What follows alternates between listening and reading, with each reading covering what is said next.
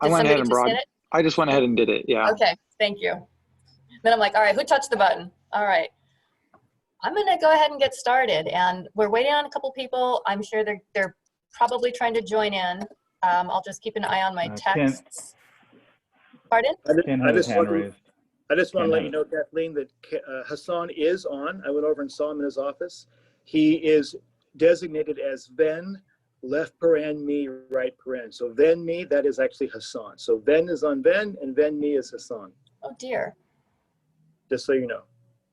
Okay. Okay, well, that was our first glitch. All right. Welcome, everybody. I'm Kathleen Pedrosky. I know most of you.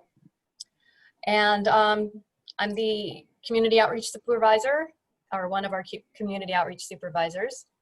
And I lead the community outreach on the Eastridge to BART Regional Connector Capital Expressway Light Rail Project. And this is our first stakeholder working group meeting. And for this evening, it's an orientation meeting. I'm going to introduce the purpose of the stakeholder working group. Let me get you the agenda, if this will advance. There we go. I'll introduce the, I'm going to review the stakeholder working group, how the process was, how people were nominated. We'll introduce all of ourselves. I'll start with the staff, and then we'll have you guys kind of a roll call and introduce yourselves. And we will go over overarching program or project overview, and then review the community outreach, and then an open discussion. And that's going to probably take up most of the time. And I know that we don't want to go over, so we'll try to be very efficient with that. This is a webinar. It is being recorded. We have your microphones on mute, and there is on the bottom of your screen, I believe it's on the bottom, if you want to speak, a raise hand. And David and I will both try to keep, well, actually I can't really see it. I can and I can't. There's a lot on my screen to go on there. So David is helping monitor the raising hands, and also Cody will try to make sure we catch you so we can give you an opportunity to speak. You know what, real quick, and David, can you move, Laura Arechka is an attendee. Can you move her to a panelist? Are you able to do that? Yes. Thank you. So she one other thing, Kathleen, if you don't mind, for those of you who are panelists, the raise hand button is actually in the participants panel. So if you click participants down at the bottom, you get a list of everyone who's in the meeting. And if you're a panelist, you should see raise hand and mute myself buttons at the bottom of that panel. So attendees, though, you'll see it at the very bottom of the screen, like Kathleen mentioned. Okay, thank you. And Laura's joined us now. Great, thank you. Hi, Laura. Okay, so in the webinar, we do have some attendees in the audience. So we can't see them, but they can see us. Everyone is muted, but we will be able to, with the raise hand function, be able to do some Q&A that way and have discussion. And I will, we'll have some pause time so that we can, at certain intervals, so that we can do that. We'll have a code of conduct. The most important part is that we are all respectful of ideas and not attack people. I know this is a really good group. We shouldn't have to worry about that, but I always like to open up with all of our meetings that we want to be respectful with each other. And there's a lot of diversity in views and opinions. And sometimes the subject matter can get to, controversial, and we just want to make sure we're always respectful and considerate of each other.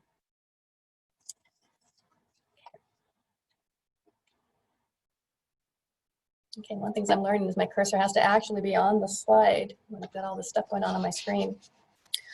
Okay, so when I was making phone calls, let me explain how members were nominated to be on the policy, on the stakeholder working group. Little background, we have the Eastridge to BART regional connector, which I am now going to just say for ease, EBRC, has a policy advisory group or policy advisory board that we report to, and they directed staff to create a stakeholder working group.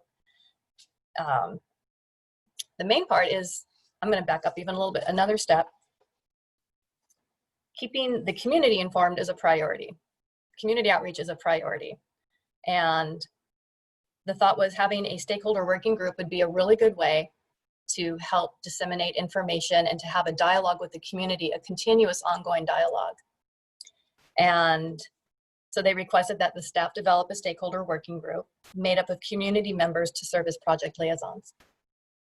And there was a criteria, and so the policy advisory board made the selection of they made the nominees. They selected the nominees, you guys.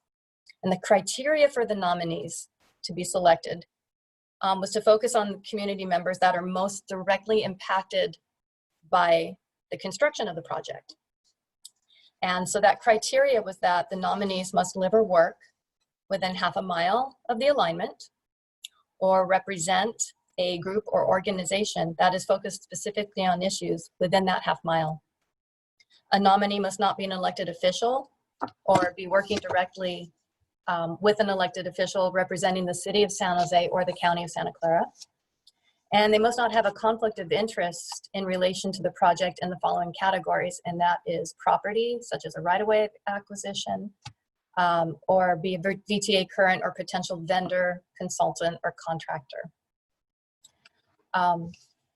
The role of the stakeholder working group as a whole is to be project liaisons, to receive project updates and briefings on technical areas of the project, to collaborate with the VTA project staff, to contribute to successful delivery of the project, and then we have the role of the members of each of you to attend the meetings. We're going to hold the meetings quarterly, and I'll review that schedule in a little bit. Act as conduits for information to the community at large, to disseminate accurate information, be honest, be informed, and report back from the community and provide feedback to us, to the project staff.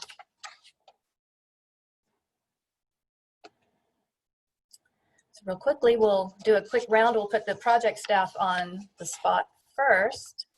So I introduced myself already. I'm Kathleen Pedrosky. I'm the Community Outreach Supervisor. I've been with VTA. My 9-year anniversary is Saturday, the 29th of August. And when I started at VTA, my first project was actually one of the first phases that when Ken speaks, he's going to give a whole overview. And one of the first phases of the project was one of my first projects. So I've been on, not from the beginning of the entire project, but from the beginning of the actual building of the project. So I've been excited about this. It's kind of cool to see it through. And I also worked on the BRT project. So I am familiar with a lot of you and your neighborhoods. And so it's exciting for me. And I've been looking forward to working with all of you again. So I'm going to just kind of go through this alphabetically. So Hassan, if you would like to introduce yourself, and David will unmute you. Okay, Hassan, go ahead. Okay. Hi, everyone. My name is Hassan Basma. I'm a transportation engineering manager for the VTA. I work for Ken and Ben. They'll introduce themselves later on. And I'm the deputy manager for this project. I've been with VTA for about 22 years now, and I've worked on different light rail extension. And I just came off from the BART extension. So that's what I got. These guys are my go-tos. Okay, and Ziad, if you'd like to introduce yourself, please. Good afternoon, everyone.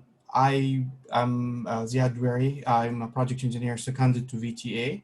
I work as technical support for this project, as well as I've been working on this project in its first round back in 2006, and this project came back like a phoenix, and this time it's going to get constructed, hopefully. Thank you. Okay, thank you. I'm actually going to do a real quick, he's not on the list, but Cody Kratz is helping me with all this technical stuff. So I just wanted to do a quick shout out to Cody, if that's okay, Cody. Thanks, Kathleen.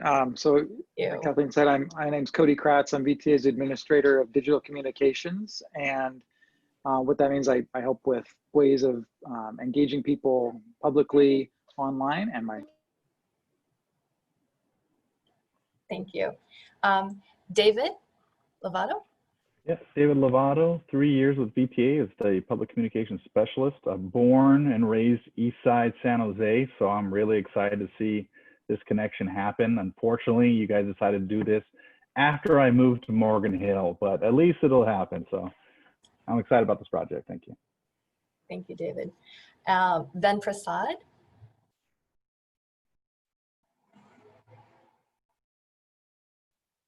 Hello, Ben. Hello, Ben. Hello. Good evening. My name is Van Prasad. I'm the project manager. I've been with VTA. This will be my 20th year. I have worked on several projects, light rail, highways, and I have basically started on this project from the beginning of the design, from the 35% design for this project. And I'm very excited about this project, and I'm looking forward to completing this, construction and everything, and would like to see the first train go by this extension. Thank you. Thank you, Ben. And finally, Ken Ronsi. Good evening. My name is Ken Ronsi. I appear to be the longest reigning member here at VTA in this group. I've been here 31 years. And my experience with light rail, I've been on this project since the beginning. And more important in the project itself, I think, is the relationship that I'm hoping this group can help us build. One of the lessons learned that I've had over my career is that communication takes time, and that it takes energy. So I'm really impressed with this group. Glad you're dedicating yourselves, and our job is to make sure you're informed. That'll start tonight, but it won't end tonight. And so I'm looking forward to the opportunity to share with you anything you want to know about the project, so that you're fully informed and can help us shape this to completion. So welcome, and I'm glad you're here. Great, thank you.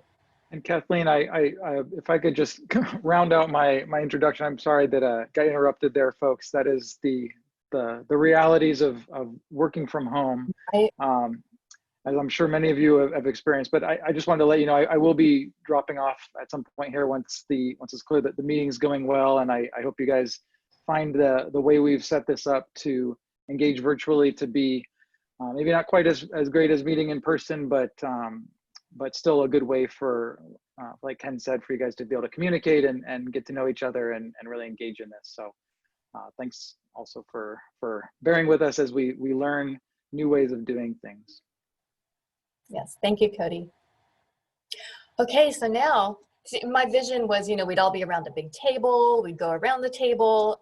In this case, I have everybody listed on here, but I'm gonna actually do this. I'm gonna ask everyone to introduce yourselves and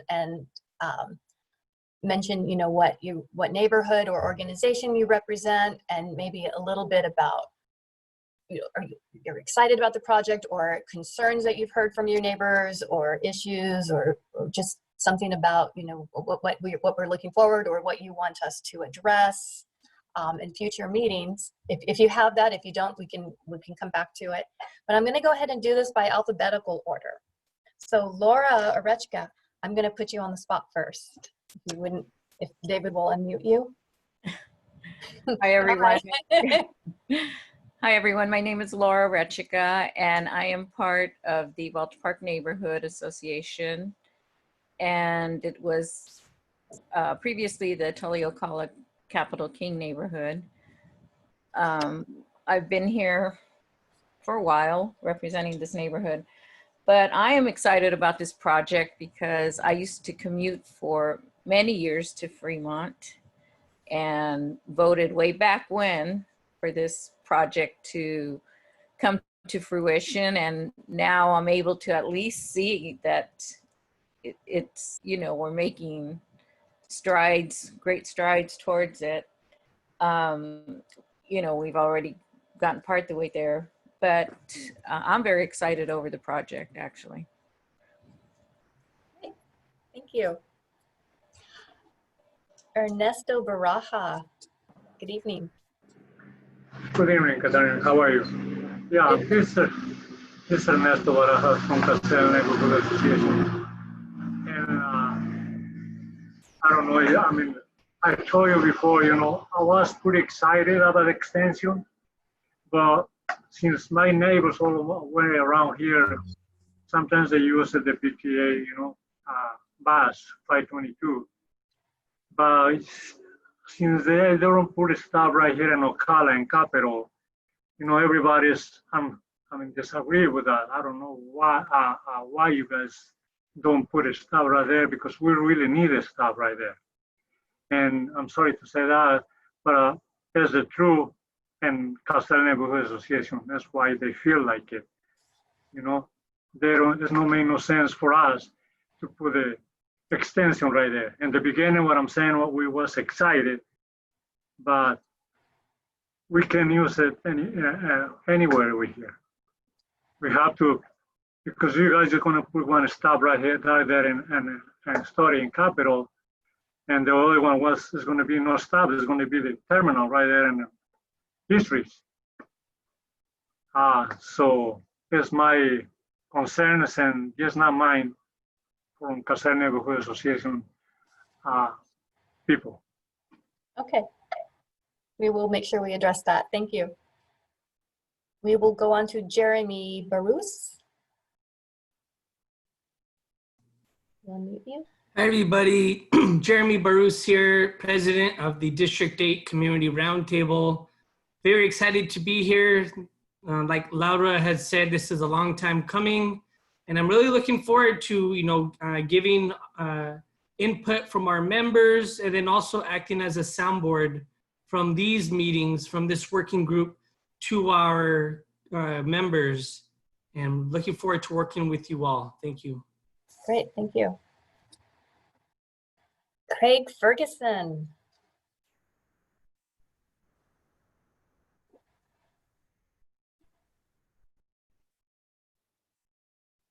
Did we lose Craig? No, he's still there.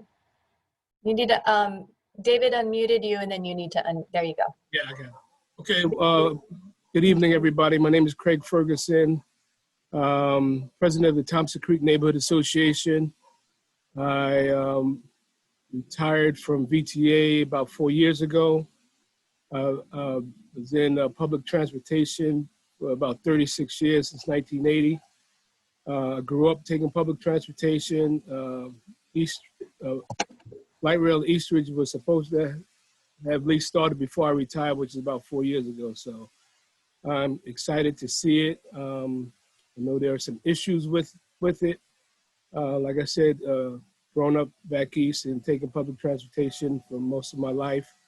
So I moved to California, going to Europe and Asia, and seeing the public transportation systems that they have there and some others across the country. I'm excited to see it here in San Jose. So I'm happy to be aboard, and hopefully I can contribute positively to this discussion. Thank you, Craig. Okay, Sandy Flores. Hi, everyone. My name is Sandy Flores. I was born and raised in East San Jose. I'm currently the president of the Capitol Park Gauze Neighborhood Association. Our association meets on the second Tuesday of every month, but due to the pandemic, we have it on hold. I'm excited to be involved in this committee, and I'm looking forward for the light rail to go from Capitol Expressway to Eastridge. That's all for me. Great, thank you. So are you guys doing meetings by Zoom or anything, or no, not right now? Oh, unmute her. Sorry. We currently don't have any meetings right now. Our neighborhood is made up of older adults of immigrant background, so a lot of people don't have laptops or desktops. So right now I'm just communicating with flyers. Good to know. Yeah. Okay, good, thank you. And okay, thank you. Perfect. Okay. And I don't think Karen Martinez was able to join us this evening. Doesn't look like it. Jessica Molina. You go, Jessica. Hello, everyone. Nice to meet you all. My name is Jessica Molina, and I'm the supervisor of the Evergreen Family Resource Center, and that's located at Catherine Smith Elementary. So it's literally down the street from the station, or where the station will be. So I'm super excited to be here and to be of any support possible. I love the communication piece that you guys have been talking about, in being able to keep the community informed. So yes, I'm very excited to be here, and yeah, thank you for having me here. Great, thank you. And did Julie Nunes, was she able to get on? Let me check real quick, make sure she didn't go into the attendees. She's not on the attendee. She's not, and she didn't log in tonight. No, she didn't. Okay, okay. We'll go to John Peterson. Go ahead, John. Unmute. Good. I'm good. Can you hear me? Yes. Good evening, everybody. I'm John Peterson. I'm the general manager of Eastridge Mall. I'm looking forward to working with all of you on this board. We worked with Kathleen and Ken Ronci. Ken, good to see you again, on the expansion of the Eastridge Transit Center. It was a big project, long project, but we worked together very well and opened it successfully, I think, back in 2015. Yeah. So looking forward to working with all of you. And I got to tell you, I never thought I'd be around to see this day when the light rail would come to coming to Eastridge, but I'm very excited about it. So looking forward to it. Great, thank you. And Andre.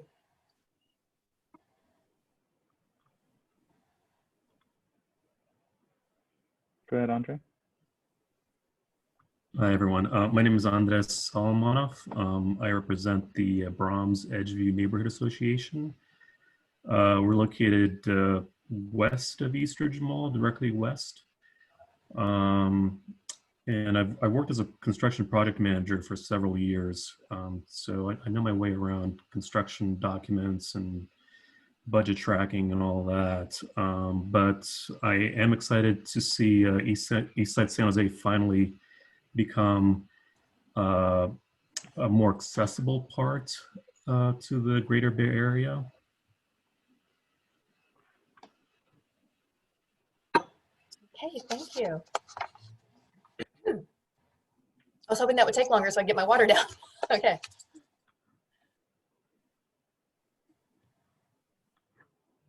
It's not slipping over there.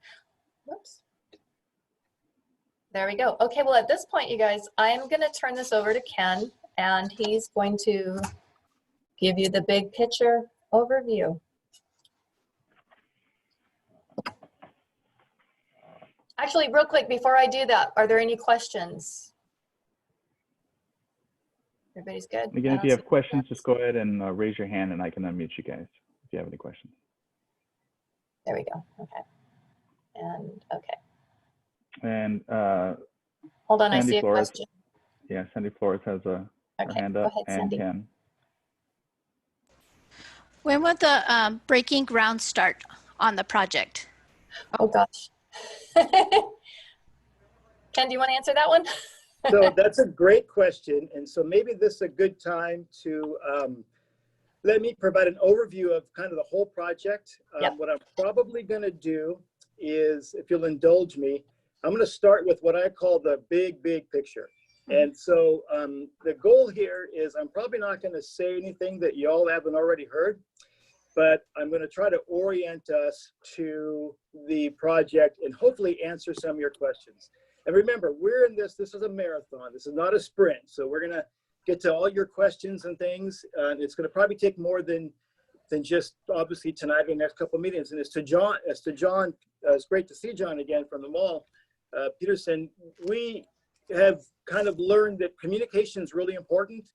And sometimes, you know, things take a few rounds before we understand each other. So we're hoping that this group can help get through that. So big picture. We're here tonight because of a project called EBRC, Eastridge to BART Regional Connector. Really, it's not a whole lot different than what you already knew before from CELR, CELR, Capital Expressway Light Rail. That's all part of a 2000 Measure A transit improvement. So in 2000, the board passed a project. It was a light rail extension to Eastridge. And due to a lot of different reasons, a lot of it being the economic downturn in 2008, 2009, we couldn't commit all of the money to do what we're now planning for light rail. So we did things in phases.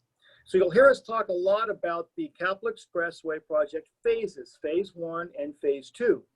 Phase 1 is the pedestrian and bus improvements.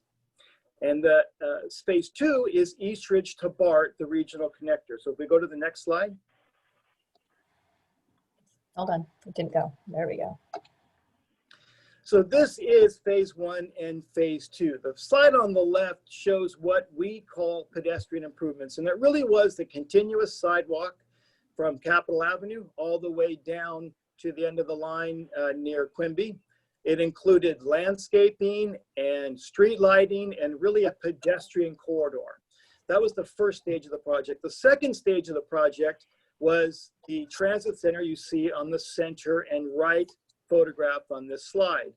Total reconfigured transit center, totally expanded and totally planned for the future light rail. So John can attest to this. We talked a long time ago about this hub, creating a hub between transit, light rail bus, pedestrians, and also the mall. We'll show you in a later slide how that finally all comes together.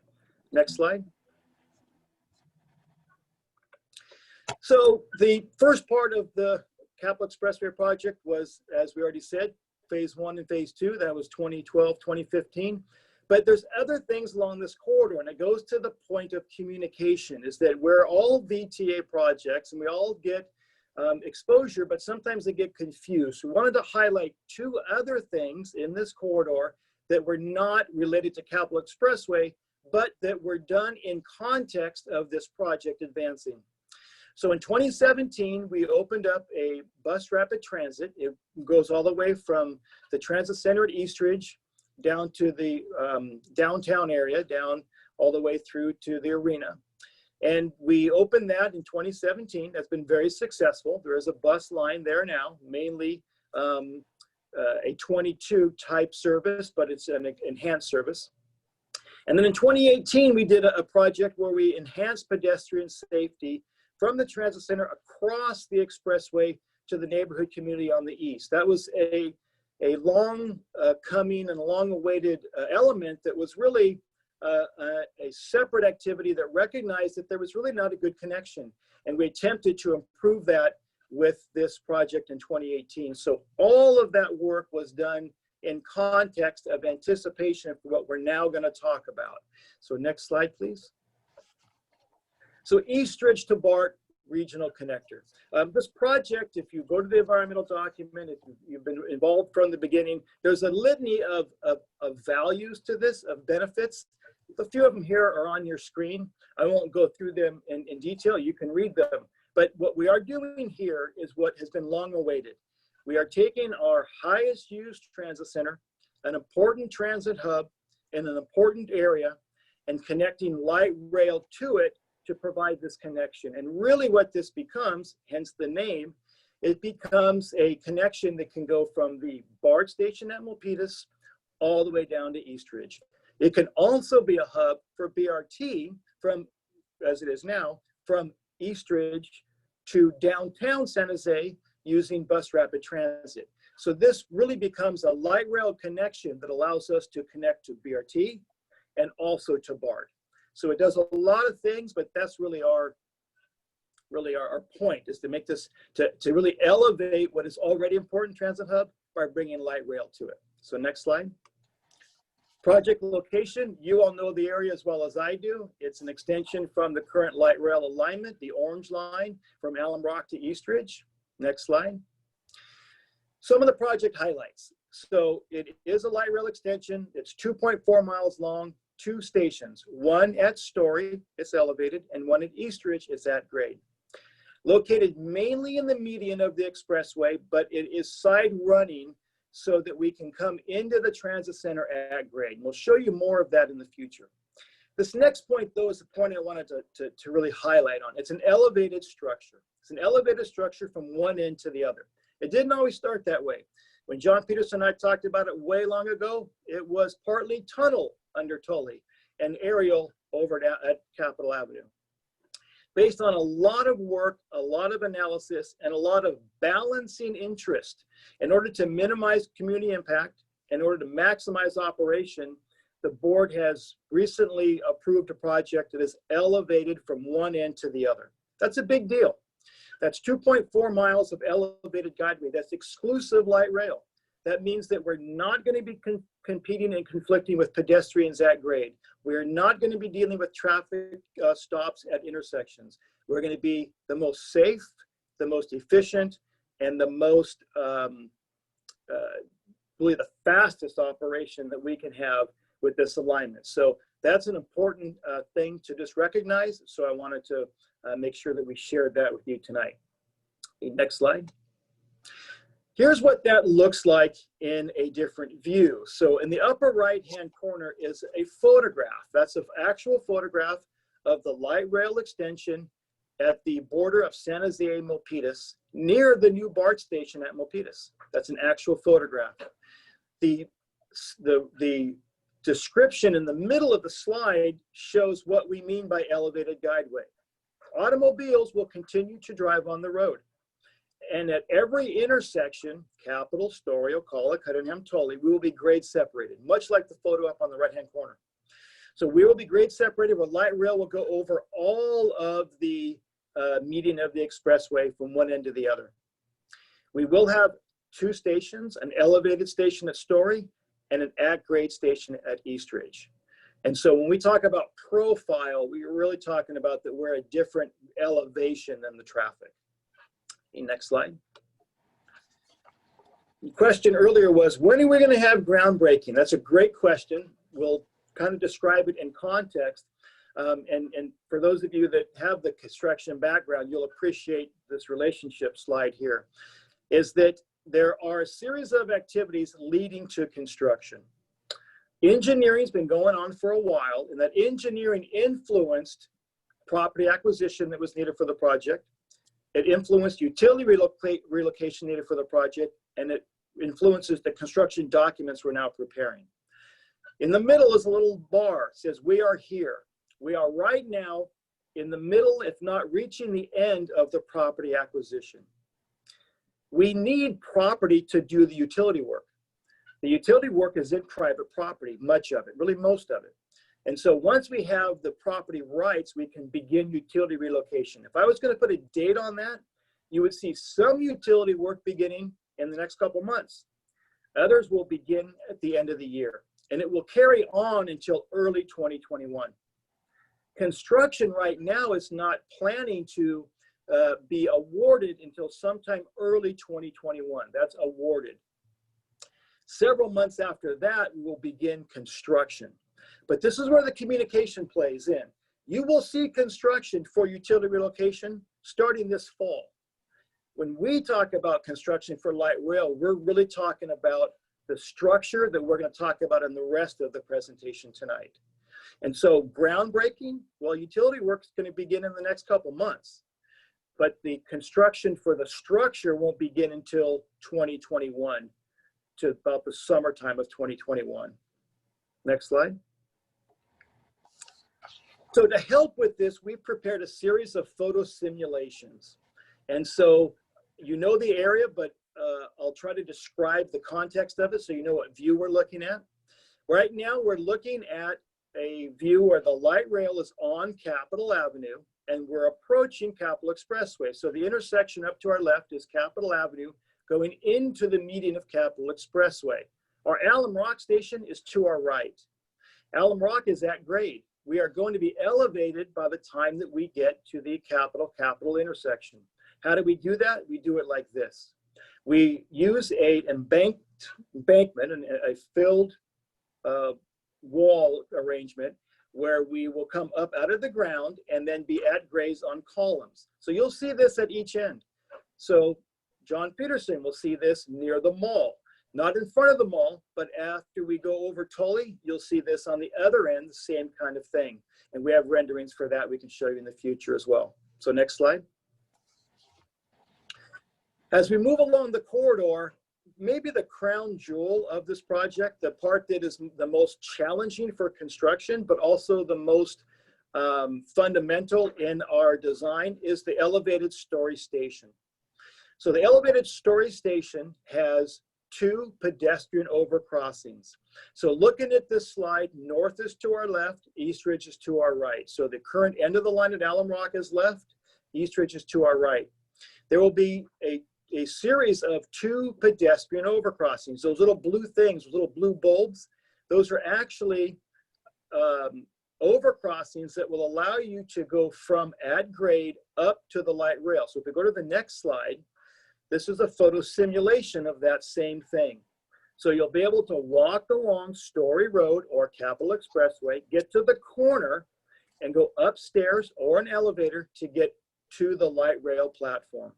And so this is what light rail will look like at the Story Station. The next slide shows what that looks like if you were traveling on Story Road underneath the structure.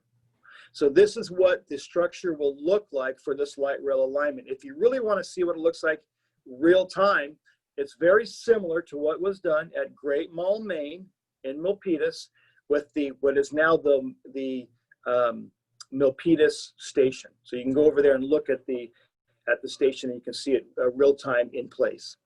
Next slide. The next end of the line is at Eastridge. So we said that we designed the park and ride lot and the transit center in context with future light rail. This illustrates that. The current infrastructure that was built at the mall for the transit center will remain unchanged. That will not change at all. But what you can now see is the purpose of what I called a hub when I first did my introduction. Eastridge Mall's down to the bottom.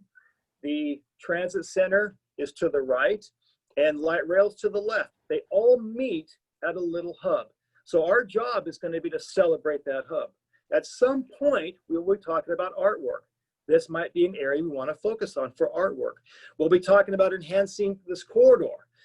We can talk about that in future meetings about how these connections happen. But we want to illustrate that at the end of the line, all of the work that we did for the bus and ped improvements do not go to waste. They're actually were done in context of what's going to come. And so this is a layout of what that looks like. The next slide shows a rendering of that. So now if we were to kind of pull ourselves out and look at it from the sky, you see the perspective. The mall is on the top of the screen. Transit center's on the left. The existing park and ride lots on the right. And now light rail comes right in to squeeze between the roadway and the transit center and the mall. So this is what that area looks like. Next slide.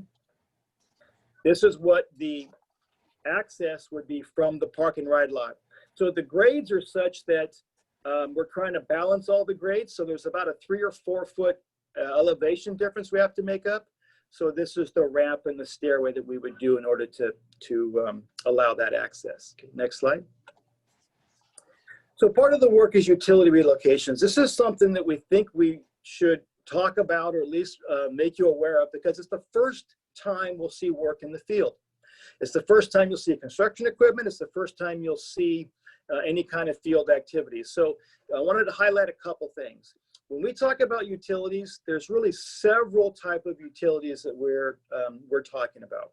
There's the PG&E electrical transmission lines. We'll show you a rendering of that. That's those big towers that become big poles. But there's a lot of other utilities that are required to be relocated, that are at the intersections. For example, Story has all of these. So we really can't widen the road until all the utilities are out of the way. We also have utilities that we have to bring for our service. So the stations need utilities, the elevators need utilities, the traction power substations need utilities. So we really have these three areas of utilities. There's a PG&E electrical transmission line, talk about that kind of on its own.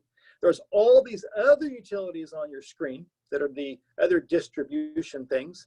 And then there's the service that we need for our operations.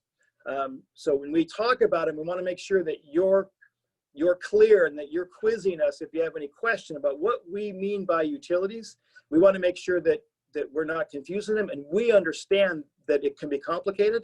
So we want to make sure that you're comfortable asking us, well, what do you mean? When you say utilities, which ones are you talking about, and what do you mean? Because we think that deserves some information, because it can be complicated. Next slide. So this is a rendering. Right now, if you were to travel along the transmission line for the PG&E wires, you would, along the corridor, you would see the wires cross from the west side to the median, then from the median to the west side again, then from the west side over the whole thing to the east side. Well, that's going to change. We're going to be taking those towers that you see on the left side of this slide and make them look like poles on the right side, and they're all going to be moved to the east side. So when we go along this corridor now between Ocala and Cunningham, we're going to take the first pole and we're going to connect it from there and go all the way across the street, and then we're going to stay on the east side the whole way. So the first part of this work, when we talk utility work, it's not small. It's taking all that work that is now the towers that are on the east side and the median and moving them all over to the east side. They're on the west side now, they're going to go on the east side in the future.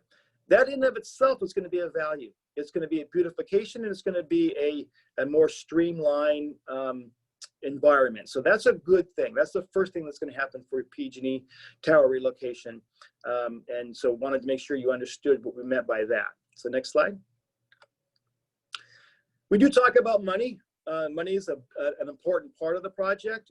I think our job as a stakeholder working group, really your job as a stakeholder working group and us to help inform you, is to just have the money in the background, the backdrop. Our job is not to find money or to fund the project, but I wanted to at least describe the funding plan for the project.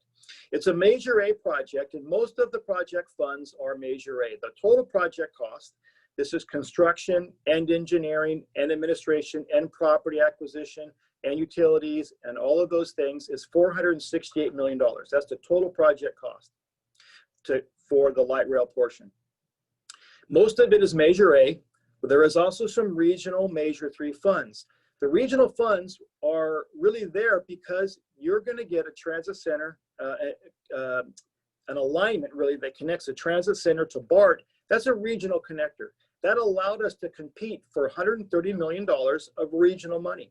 So it's not insignificant. So you truly are this service will be providing this regional connection. So there's $130 million for that.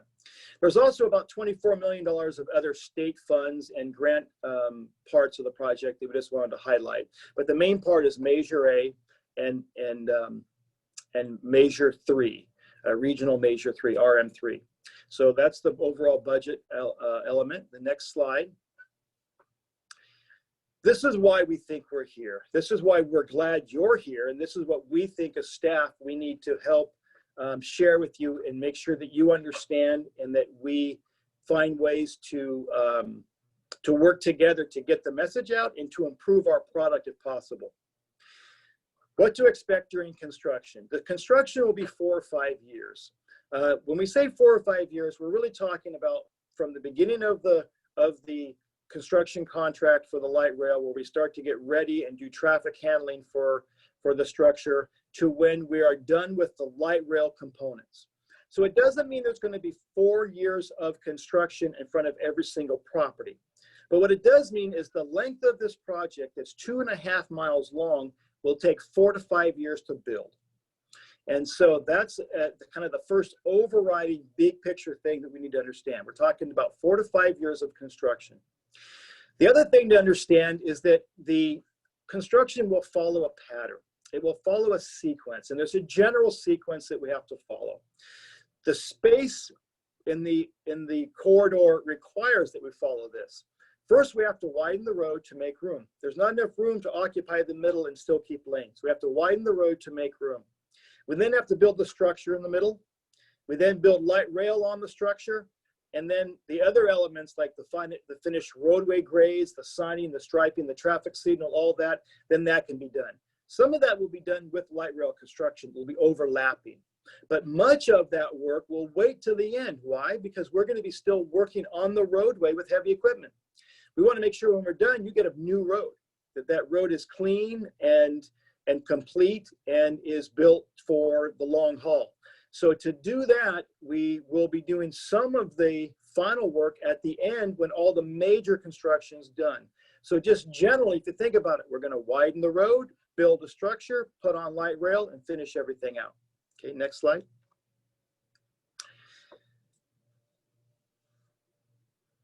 So we've identified what we think are the project issues. You're here to help us to make sure that we're right. Do we have the right ones? Do we have not enough? What should the issues be? Really, this is for you to influence, but we wanted to start with what we identified to be our concerns in thinking what this community would be concerned about. And if you really look at it, there's 2 main types of impacts that are highlighted on this slide. There's traffic impacts and there's noise and vibration from construction impacts. And those impacts there's a variety of reasons for those impacts, and there's a variety of ways to mitigate those impacts. We highlighted just a few on this slide here. Wanted to make sure that we were all informed about 2 parts about traffic. One part is this. The space of the road is not large enough to allow a transit corridor and retain the HOV lanes. So between Story and Tully Road, the HOV lanes are removed as part of the project. So that in and of itself causes some traffic congestion. On top of that, we need to build the project. So in addition to removing the HOV lane on day 1, there will be during very select times additional lane closures required. And we're going to talk about that in detail on a future slide. We also know that when we work on the expressway, there's going to be carryover traffic in some of the cut-through neighborhoods. This is where you help us, where we identify what are those areas that are most sensitive, what are the sensitive receptors, how can we better mitigate those elements for the cut-through traffic. Because we think there will be some, and we want to make sure we understand it before we start doing construction on the corridor. And then there is some noise and vibration, and we'll talk about that in some of the future slides. Construction is going to be loud and noisy. We are doing our best to require the contractor to do things to mitigate it, but we can't take it away. And so we want to make sure that we're at least aware of that and that we coordinate that with you, and we do our best to minimize what those impacts are. Next slide.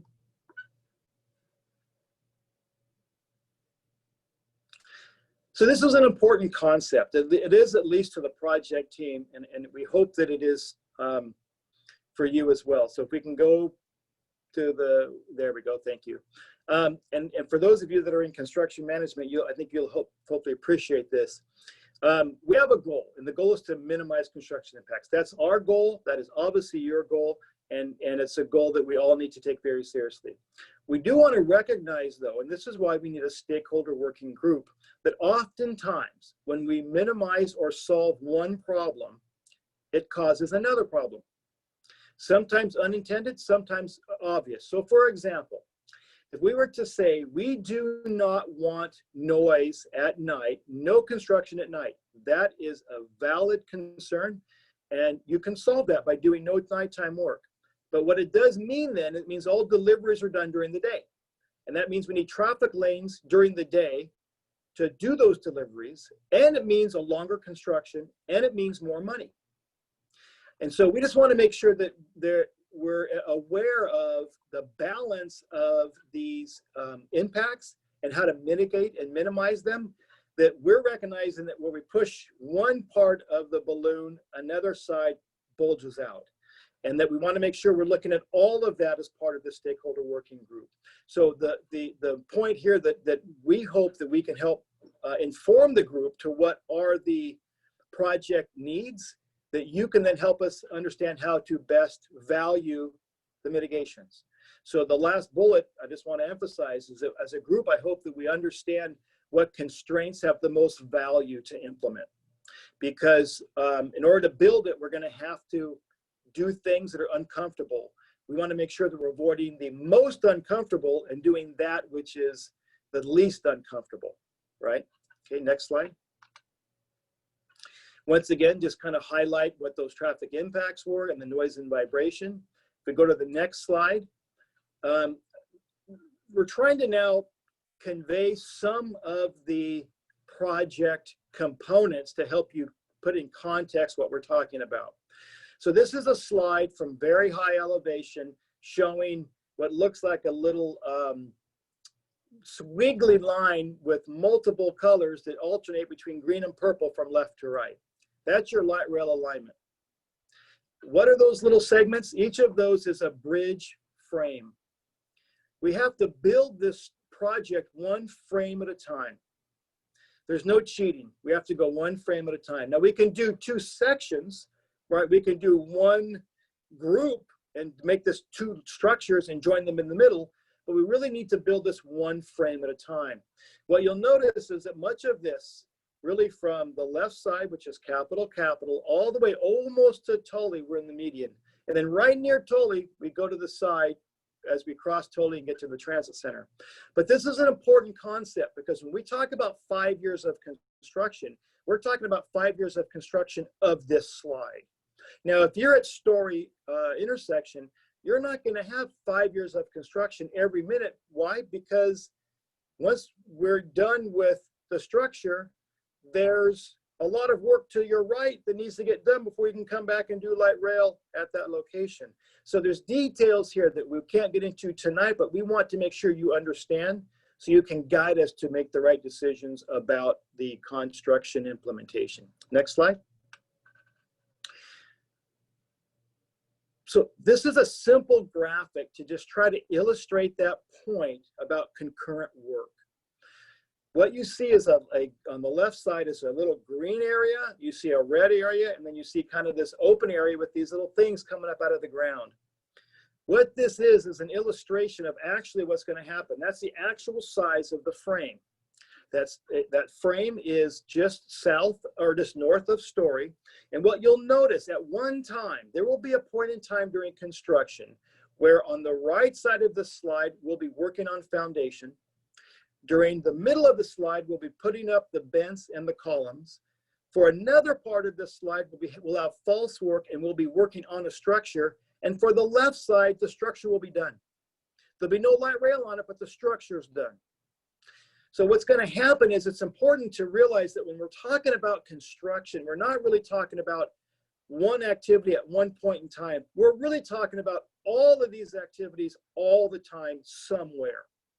And so I just show this slide as a way to orient that our challenge is going to be to understand what's happening along the whole corridor when this whole series of things is happening all at once. Next slide. We care about traffic. We care about traffic a lot. As a matter of fact, traffic was one of the main concerns we had about our construction staging. We wanted to illustrate for you really just a very basic perspective of what's happening. In order to build the project, the contractor needs some space, and that space has been minimized in the construction contract. We've actually been meeting with contractors over the last week or two, confirming that the space we provided is enough. We minimized it, and I say minimized it, we went down to the foot. Every single place we have a column, we analyze the cross section of the roadway to make sure we got every available square footage of traffic lane possible. But we do need space. And what our challenge is going to be is to identify how we get that space for the contractor while still allowing traffic for the road. What we've agreed to do is this. We're going to continue to provide 3 lanes of traffic in each direction during all the construction. That's during peak time. So we're going to have 3 lanes each direction the whole way. There are times, however, where construction has to expand beyond the area that that excavator in the middle shows here. And let me show you in the next slide what I mean by that.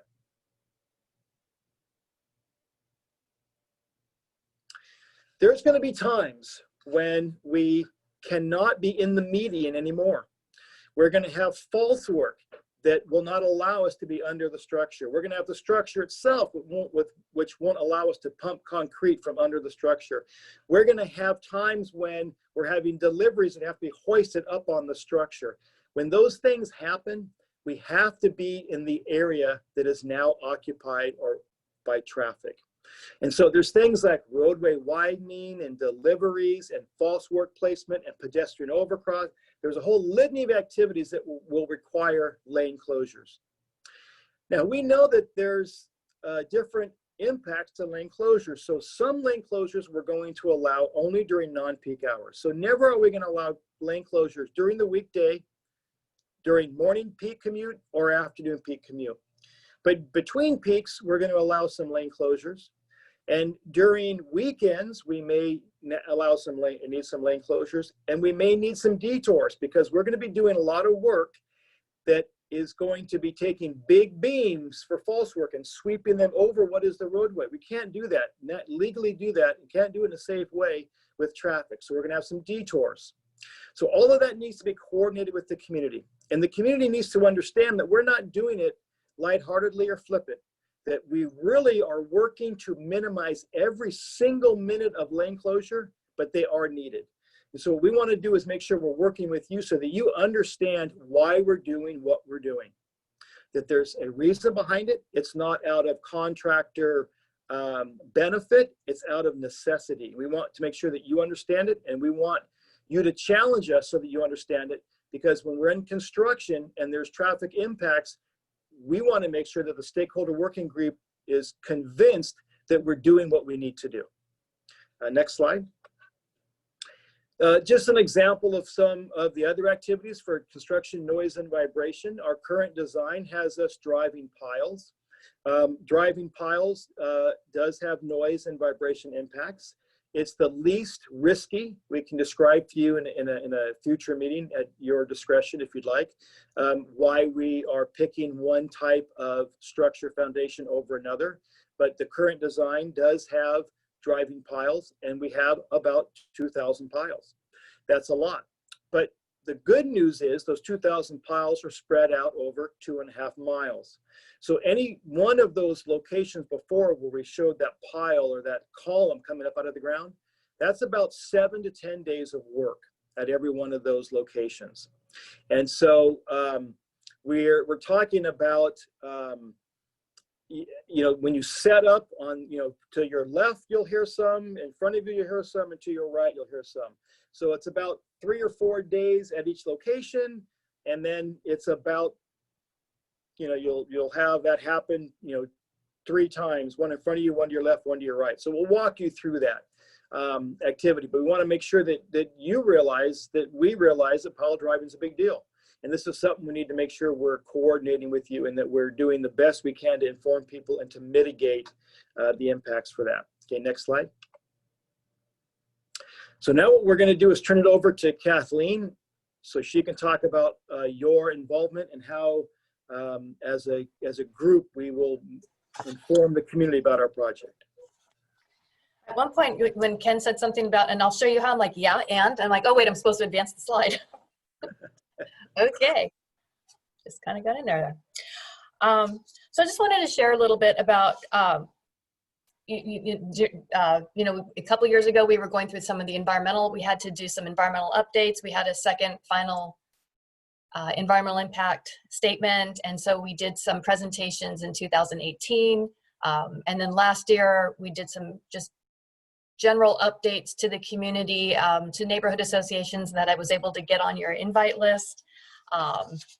And then we did there was some exploratory potholing, soil sampling, checking for utilities underground. So we did some fieldwork notices. There was a few blogs that went out. And we spent last summer doing a lot of work going door to door to businesses, identifying who was out there so we could find out what were the businesses, who was the manager. John, we did not go into the mall. These were the stores that were along the corridor. Yeah, businesses and restaurants. And we also were identifying all the different schools, because we also know that when we start impacting traffic, that's people trying to get somewhere. And it's not just people who live there, but people who are trying to get to school, driving their kids to school, the school buses that are trying to get somewhere. We're also identifying the neighborhood associations in District 5 and District 8. And also, you know, where are the places that people go, where are the community centers, the libraries, the churches. And so we spent quite a bit of time of doing that. And we presented some really good lists that we'd like to show you later and mapped them out. And we presented those at the June Policy Advisory Board and asked their staff to, you know, look at those and identify, like, did we miss anything? Is there anything that we should add? And also recognizing too that in the past year, businesses turn over, things might need to be updated, and we'll take care of that. But community outreach is really important. And some of the other methods that we use for community outreach, this is new for this project, so I'm excited about it, using the stakeholder working group and working with you guys on this. We have the Eastridge to BART Policy Advisory Board.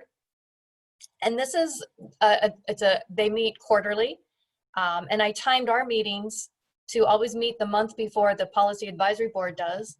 And a way to know when they're meeting, there's on our project, on our website, on the, when we have all of our different advisory boards and action committees, you can be noticed when they're meeting. So you can always get an email that, hey, they're meeting and they're public, you can attend, there's public comment time. You know, invite us to your neighborhood groups and associations. And so I'm hoping that the relationships that we build, that we can get onto more calendar invites. We like to do community meetings. They're gonna be more Zoomable now for a little while, but you know, before we do construction, I would definitely like, I hope we can do more in-person meetings eventually, but we'll definitely want to have something, a community meeting to talk about the construction. We're going to have a field office. That's something else that we should mention to you. Over at the Eastridge Transit Center, we own the building that is right there that our paratransit works out of, and they are building out our inside part of it for us. Yes, my team is texting us and saying I can't read their text. They're right, I cannot. But I'll have a field office there. I'll be working from out of there. David is going to be joining our team. He's got a big project he needs to get through in February, but he'll be joining us more after that. And so we'll be able to work out of there. So you'll be able to come and see us right there. You don't have to come to River Oaks. We can be right there, accessible. And I believe I'm still getting a meeting room so we can hold meetings there. I am optimistic that we're gonna have face-to-face meetings again. We do newsletters, mailed notices. I have held up, when I come to meetings, you know, I'll hold up something that's like, when you get this in the mail, it's for me. Don't throw it away. We do next door. We do, you know, and ask folks to post it. So that is something that I would ask of you as well. You know, when I send out a newsletter, when I do a next door post, you know, repost it, ask your neighbors, hey, did you get that letter from VTA? Did you see that newsletter? And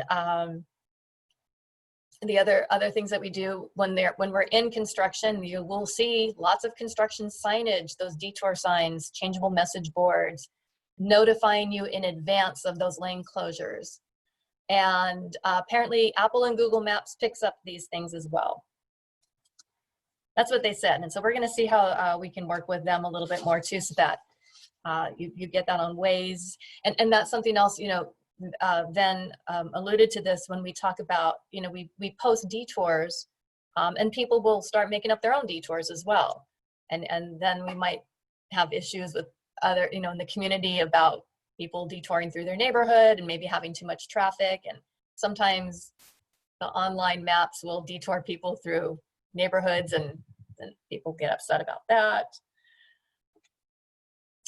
And then one of the things that we do on the staff side is, and what I do is I report back to our policy advisory board. So in the past, when we were getting this group together, we were reviewing the nominees and, you know, where we had holes, where we needed to fill in. And so we presented the list in the March and June meetings, and I will be reporting back on this meeting in September. Reviewed a draft schedule and presented a draft outreach plan.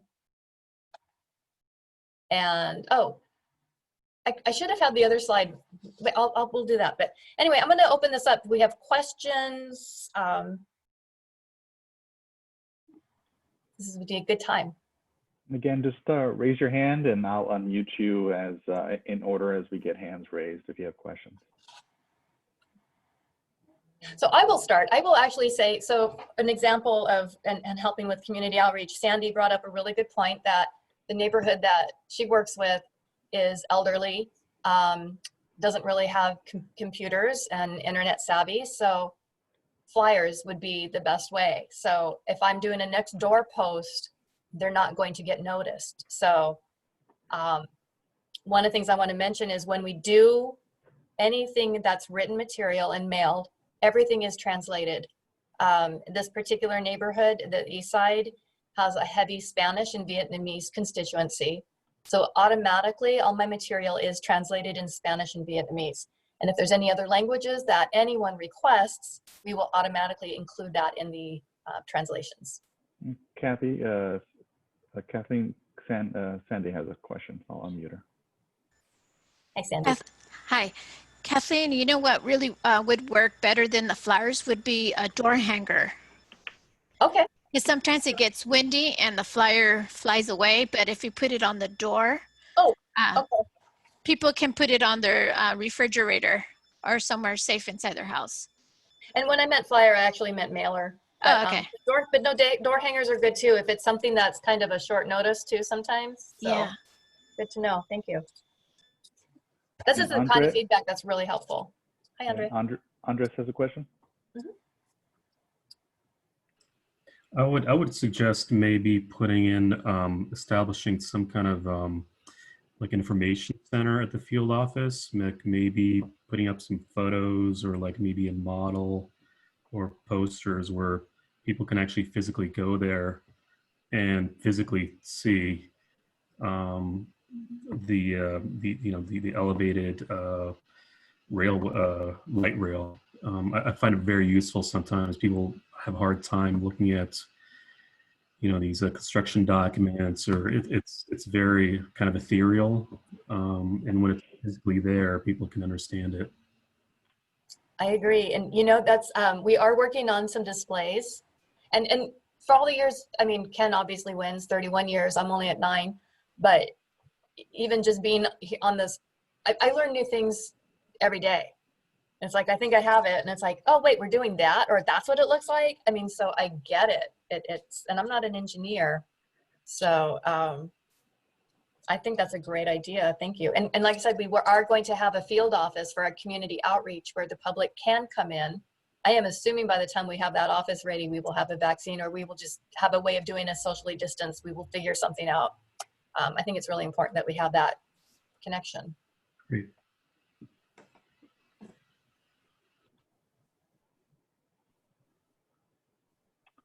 And these questions go for Ken too. It doesn't have to be about outreach. Hi, Craig. Go ahead, Sandy. Go ahead. Is it Sandy or Craig? I have another suggestion. What about putting some type of flyer near the bus stops in the area so people are aware? Yeah. Okay. That's it for me. Does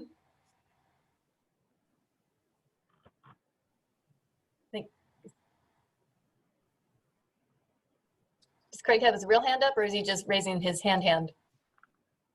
I think he's trying to raise his real hand. Oh, I don't have pictures, sorry. I got him. Hold on. There you go. Okay, so earlier someone was asking about a stop at Ocala. So I agree with him wholeheartedly. So my question is the construction at a point where it's impossible or too late to put a stop at Ocala? Because that is a very heavily congested location. Did you guys hear me? Yeah, barely. Okay, So, okay. yeah. Just got Ken, do you want to explain Ocala? I mean, I feel I've addressed this multiple times. So the Ocala, let me think, 2012, I believe. Was it the board we decided not to do the Ocala stop because it was a space issue. Ken, am I remembering this correctly? No. Why don't you answer this one, please? No, yeah. I'm sorry, guys. Let's have Ken do it. So the history is that there was a stop at Ocala, so you're absolutely right. The challenge is during the environmental process at Ocala, we were not able to illustrate enough ridership.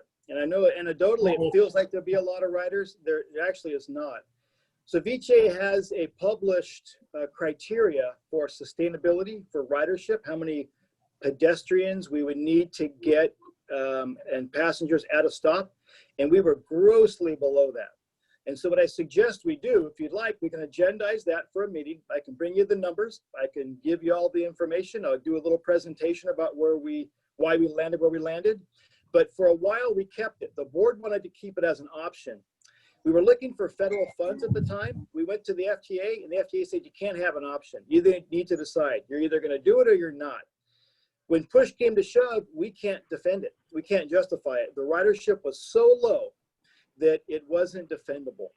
And so because of that, the board decided with our last environmental document to delete it.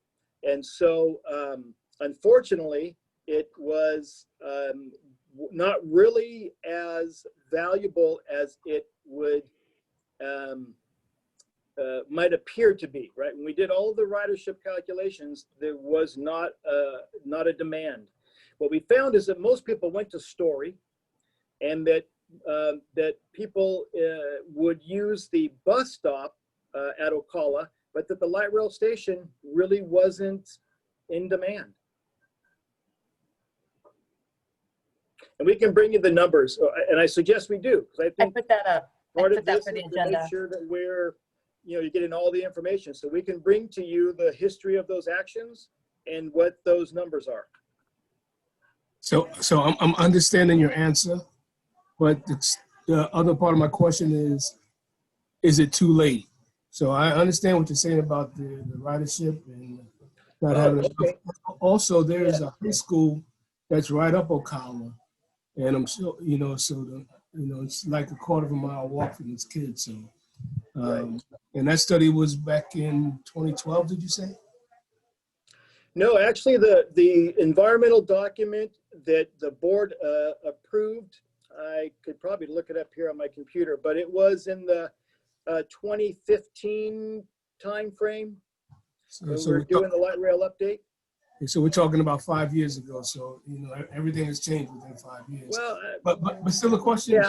Still the question is it possible that we might be able to get it changed, or is it too late? That's the real question.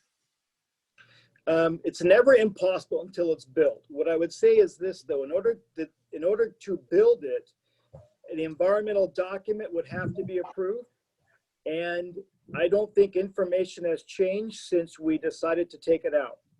And I don't think there is a board appetite to include a station with the ridership that is projected. Now, that doesn't mean you can't go to the PAB and say that there's a strong contingent that thinks it should be built. It doesn't mean you can't go to the board and ask them to consider a change. But the board clearly knew the circumstances when they decided to not include it in the project, and you would not be able today to illustrate its sustainability you would have to do it on political purposes. And so for the project to include it, we would have to be directed by the board, and that would take a strong contingent to convince the board that it was a worthwhile effort. So I know that may be a weasel way to answer, but it's out of our control. The project has no ability to include it. But it doesn't mean you can't challenge the board and ask them to reconsider. But without new information, I don't think that would get much traction. It's also worth knowing that a change at this time, and like I said before in that little triangle slide, if we change scope, we just have to recognize that there's also a cost and a schedule. And there are certain policy people that believe the project as already scoped costs more than it's always that there's an investment here that is more than the ridership would dictate. Okay, I appreciate that. Or just remember also between 2015 and today, the airport at Reed Hillview is scheduled to close, and more than likely there will be residential living there, so which would more than likely increase the usage. So I mean, I don't want to take a lot of people's time now, but that's another consideration with that airport closing. We all know what happens when land is available, and more than likely there will be homes or apartments or some other type of living facility. But we can put that off to another time. I just wanted to bring up. Yeah, but that's actually a good point. So what we should bring back to you is, it's an information item, if nothing else, at another meeting, the background for this. I actually believe that the development there may have already been in the model that had the ridership. I'd have to check that. Okay. But and the current plan, the airport, we're working very closely with the county. There's a whole range of possibilities of what and when that might develop. But we should come back because it's an issue. That's what this is all about, right? It's about sharing information. Mm-hmm. You don't have to agree with the solutions or the conclusions, but at least you should be informed. So let us bring back to you some of that data, just so you know what was used to make the decision, and then you can take it from there. Okay, thank you so much. And Sandy, go ahead and unmute yourself. I agree with Craig and Ernesto that we should have a stop there, and we should bring it up to the residents there. We could have a meeting at one of the neighborhood associations, and we can hear the residents, what they would like to do, if they would like to have a stop there. I personally think there should be a stop there. Okay, so it sounds like this is an item that at least should be brought back. We'll bring it back for context. And then from there, like we said, we think our job is to inform you. And then if the community believes that there's something that should happen, then we will certainly express your voice at the PAB. We'd encourage you to express your voice at the PAB. But that at the same time, I think we owe it to you to share the obstacles that you may encounter when advancing and championing some of these things. And so let us bring back that to you at a future meeting, and we'll share with you at least the rationale that led to the decision to not include the station. Jeremy, go ahead and unmute yourself. Great, thank you. I just have a really novice question. When you guys talk about moving the utilities near Story and Capitol, like PG&E, Verizon, Comcast, San Jose Water, are any of those services going to be interrupted? And maybe not so much maybe like the water and the utilities, but like Comcast and Verizon and AT&T, are those services going to be interrupted for a short time? Yes, that's very possible. What the utility companies will do is they will put in the new infrastructure first, and then they'll have a cutover. And what they'll do is they'll strategize that cutover in a way that minimizes impact, and that they will work to do it in a time that is least impactful. So yes, there's going to be cutovers. There's no way to avoid it, but they're not grand. They're really surgical, and they're done just to do the cutover. So they'll do a new infrastructure, and then they'll literally do all the cutting over at once in these segments.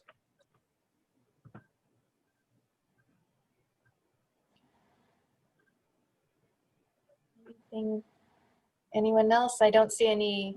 I see Ernesto. Go ahead. Ernesto, I didn't see your hand. Okay. Thank you. Yeah, I know you guys get with me about the stuff rather than Ocala. Do you think it's possible for one of you guys or 2, 3, or whatever, be involved in the engineering plans right there? Explain to us really what is the problem, why you guys don't want to put stuff right there. Do you think it's okay? You give me more explanation to us? So we certainly will bring back to you the rationale for it. And it's really not, just to kind of put context, it's really not a staff decision. What staff did is staff took to the board the information and said, okay, board, this is the amount of money to include the station. These are the impacts with the station, and this is the ridership of the station. Do you want to include it or not? And the board said, no, we don't want to include it. Now, it doesn't mean there's no ridership, but what it means is there's not enough ridership to meet our sustainability policy. So VTA has a policy that basically says we can't just add stops anywhere that they're wanted. They have to have a ridership. Why? Because we have to operate them, we have to stop at them, it slows down service, and we have to maintain them. And so it's very expensive to have stations. And so to do that, we established a sustainability policy. I'll bring that at the next meeting. And I can share it with you before the meeting if you want. We can share it with you outside these meetings. We can do any way that makes sense for this group. Okay. But I have a follow-up question on that. Yeah. What is the possibility to retrofit a station at Ocala should in the future it be realized that a terrible decision was made not to include it and the community has grown to a point where it's actually sustainable? If you had an at-grade installation, that would be a no-brainer. You could just cut some curb and put in a station. But you've got this elevated aerial, and it's not clear to me that it's something that you can easily retrofit into. Yeah, that's a great point. It's not as easy as an at-grade station in any sense of the imagination. A at-grade station, if you want to go back to the slide there at Story, is much more complicated. So I don't know if we're able to go back to that slide, Kathleen. What you'll notice is that you have to access the station. And so when we talk about a station, we're really talking about everything there on the lower, everything there on the right side. And so what we're talking about, to add something at Ocala, you're taking houses. There's no way to do it without taking homes, because you have to get a pedestrian overcrossing there. If you were to take the other side, you have all the PG&E infrastructure. And so it's not without consequence to include a station. It's not as simple as just putting something on the structure. You got to get to the structure. And so it is not quite as simple as it may seem. As a matter of fact, what the board actually said to us at Ocala was to work hard to narrow the alignment to avoid taking homes. Because at one point we actually had about an 8 to 10 foot widening of the northwest corner for about 10 homes along the parallel alignment to the expressway. And so what we're now would be talking about, and by the way, at Ocala, we already have a challenge because of traffic. So at Ocala, we're actually doing something very innovative to allow 2 left turns to continue northbound to avoid traffic impacts. If we were to add a station there, it would mean that you now are taking actual properties. We're not talking about portions, we're talking about full properties. And so we can show that, and you should see it. We should bring it to you and we should show you. But I just want to caution that it's not quite so simple as saying just include it. So when you talk about the infrastructure, you're absolutely right. To not preclude it, we would need to widen the road now as wide as this location here at Story. If you notice how wide this is much wider than the alignment at Story and Ocala. It's only widening enough now to put a column in 10 feet. This requires an elevator. This is much, much wider, much more property impacts, not as simple a solution. We can show you that in detail at an upcoming meeting, no problem. I'll make that. Okay, anyone else? Okay, it is 8 o'clock and I don't want to keep you guys, so I'm going to wrap this up. Kathleen, can I just ask a quick question to the group? You can ask a question. So sure. we identified what we thought were impacts. So I'm glad that you brought up another one that you've identified, because if you have the concern, other people in the community have concern. So we do need to address Ocala and at least make sure there's a rationale for the decision we made. Are we on track with the other impacts? Is traffic and noise and vibration? You mentioned schools. We want to bring back to you in a future presentation. We have already done an analysis of all the schools in the area, all the way from White to King. We've identified them. We want to make sure that we understand what their impacts may be or their consequences. We've identified all the businesses on the corridor. We've identified all the noise and vibration. Are there things that we didn't highlight that you think we should be considering outside of noise and vibration, schools and businesses?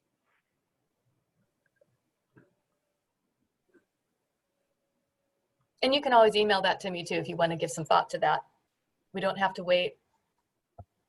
I intend to be in touch with you over the next few months. We don't have to wait till the November. Yeah, so just give that some thought, because we do want to make sure that just these things that you're talking about, that we, that there at least a discussion about them, right? And there's information sharing. So we think we've captured what we identified to be the impacts, but we won't pretend to be members of the community. So we'd like to make sure that you're either concurring that, yeah, those are the right things, bring those to us, or if there's other things you think we should bring, we will. We're planning on bringing to you some of the traffic and noise and vibration and school information. If there's other things, we would love for you to tell us what they are. We learned one tonight, Ocala Station. If there's others, we'd love to hear them so we can make sure that we're addressing them sooner rather than later. Andres, go ahead. I'm just hearing from our members the impact on traffic. I think that's a really big one. A lot of people are concerned. So maybe there should be more outreach on that part and convincing people that, you know, this is actually worth it. It might be, might not be pleasant for some people for a bit, but in the end, it's all going to be worth it. Okay, thank you. Great. Okay, I don't want to keep you guys because it is 8 o'clock, and I don't know how you guys are all hanging in. Thank you. And Julie, hi. We didn't get a chance to say hey to you, but I'm glad you made it. We can just unmute you for a quick second so we can say hi. Go ahead, Julie. Just wanted to quick say hello to you. Hello. Hi. What I missed in the webinar, I could watch it early next week. So yeah, I'll have to figure out how to share it. Cody dropped out, but I'm not sure. It's recorded. I'm just not sure where it goes. So I'll find out and get that for you. Okay, great. Okay, great. Okay, so the next meeting, and I encourage you guys to either watch it, attend it, is the Policy Advisory Board. Those are the folks that nominated you to be here tonight. So that's September 16th at 4 o'clock. It is a Zoom meeting as well. And then the next meeting for us will be in November. As I said, we'll go quarterly. Unless you guys feel like, you know, and we can talk about this more at the next meeting, if we need to meet more, or if we want to look at Saturdays, or I think the evening meetings, I know some people do work on Saturdays. I think this might be our best bet. And so I'm going to kind of plan on holding it in the evenings like this. But for the rest of the year, we have 2 more PAB meetings and another stakeholder working group meeting. So this is the schedule I have, and we can delve into this a little bit more at the next meeting if that sounds good to everybody. Okay. So we'll be in touch over email. My initial kumbaya at the table was to give you guys binders and handouts. And so I'm trying to think of the best way, and it might just be to email things to you and put it that way. And so let me wrap my head around that a little bit better. And if you have ideas what works better for you, let me know. You know how to reach me. You have my number. You're one of the few people out in the community that have my cell phone number. So feel free to use it. And we love the idea. We love the idea of things like the model, for example. So I really anything like that you think that Yeah. we could help express to the community a way to understand it, because we've learned over time that that we learn different ways and we express different ways, and what we say might not register. So if there's things that you like in these presentations that you think are worth sharing, let us know. If there's things that make no sense, let us know. We'll stop sharing them. We really want to know what tools are working to communicate the information. So if you could help us with that, that would be great. Okay, I'll let you guys get on with your evening, what's left of it. Thank you. And it was good to meet everyone and to see those that I know. And David and my team, thank you for helping. And I feel like it's gonna be rude because when I hit stop share and end, it hangs up on you guys. So I'm gonna hang up on you guys. All right, well, thank you, everybody. Good seeing you All too, right. John. Thank you, everyone. Take care. Bye, everybody. Bye-bye.